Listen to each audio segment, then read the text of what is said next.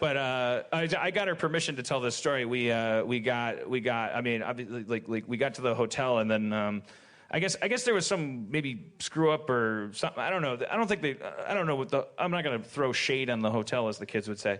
I don't know what they did wrong or didn't do wrong. I just sat in the lobby and played cookie collector until someone handed me the hotel key.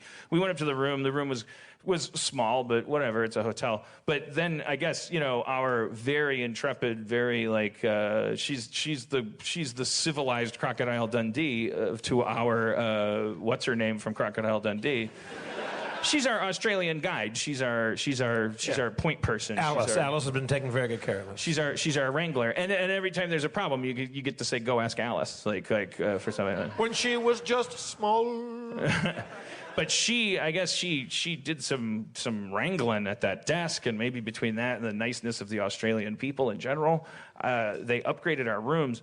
So the guy came to our door, gave us keys, me and Cody. We went up to a different room. It was a fucking penthouse. It was weird. It was crazy. There was a boardroom in our room. There's a room, and then there's like 2 bathrooms, and there's a bedroom, and then there's like a hallway. Is there a door marked WIP hose reel? There's a hose reel. Because that's a portal straight to Rockpool Restaurant. Let's not gloss over this conference room, this boardroom. It had a conference table with how many chairs? More than 8. I think it was a 10-person, like a literal conference room. It was made for board meetings, yeah. And the first thing we thought when we looked at it is we gotta fuck on this, like. We gotta do some kind of sexual role play. Like we don't because usually when we do that I want that report on my giant desk. We usually have to when we do our little role-playing scenarios, that's what Cody and I are into. Again, I got her permission. If she's dying tonight, and don't feel bad for her, that she did give me permission to talk about our sex life before. Because real quick, like when they travel, like we'll be somewhere on the road, and we'll be getting into the hotel, like we'll be out having lunch or whatever, go back to the hotel. And Dan's like, okay, there'll be beans on. I'll be down in the bar, and you can go up there, and I'll be up in 5 minutes. I'm like, oh, what are you like? Are you taking a lobby shit? Like, so she can have things. It's like no, she has to get in costume. Yes, well, sometimes it's. But you guys go out and shopping, like you go on little costume shopping. We go to Amazon. It's like we order stuff on Amazon. Yeah. And when I go to pitch meetings at Amazon because they make TV, I'm always like walking out of there going like, well, did they say no to that TV idea because it's a bad TV idea, or because they know I'm a fucking weird sex fiend who always orders way too much toilet paper and like just pantyhose in bulk. Anyways, but I was like, let's do a little role play with using the boardroom environment because we're not going to have this ever again. But it got really confusing because I thought I could improvise my way through this, where I was a human resources guy. But I bet you were. I was investigating her because someone had filed a complaint that she was dressed too provocatively at work. And then she's like, well, this is how I dress all the time. What's wrong with this? And I was like, well, a lot of times what happens is guys at the office, if they get aroused, they'll try to get revenge, like by filing a complaint. And I'm sorry, it's their word against yours, unless. And I was like, but it was getting really, because she was trying to yes, and she's like, where are you going with this? And I was like, well, and she's like, is this about, and then she just made up, is this about, what did she say, Jason Ortega? And I was like, Jason Ortega? No, this has nothing to do with Jason Ortega. No, all I can tell you is that multiple people have filed complaints about your provocative clothing. And then I was just like, so I didn't know how she was yes-anding you, but you absolutely knowed her.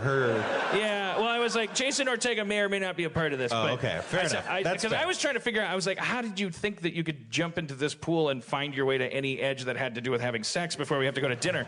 And so the way I got through it was, I was like, look, there's exceptions we can make if I can prove that my dick fits in your pussy. if I can prove that it's just you as an individual that is arousing and not your outfits,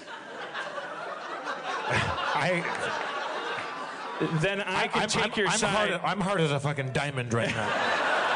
And I'm like, the whole time we're having sex, I'm like justifying. I'm like, yeah, see, this isn't your fault. You were born this way.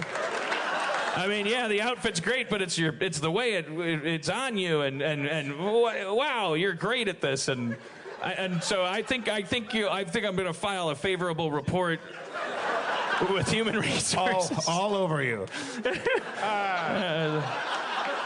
And it may be the last encounter she ever has with me is a badly improvised sexual role play. Like, don't reveal anything you don't want to reveal, obviously, but and don't get specific. But like, I know that you guys do these fairly elaborate like backstory like role playing things. So you are doing like improv. Yeah. Like you're doing a little scene. Yeah. And like, how good are you guys at staying in character? Like, are you guys really good? Yeah. Like I mean, that's the problem with like the Jason Ortega or something that will throw somebody. You know, we don't want to break. Like we don't tend to. Wait, see, now, it's very immersive. You know what you could have done? You should have said, yeah, it was about Jason Ortega, and then you make up what he said. Okay, Jeff. And you reenact it. You should be making love to my girlfriend.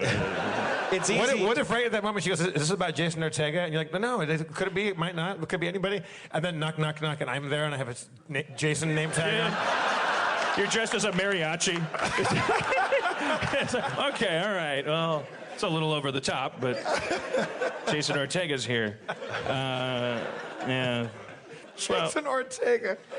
That's too specific. That has to be a high school something. Like that Jason sounds like Ortega. a famous person, right? No, she actually said, well, she explained afterward because we like to go back over it when we're done with it.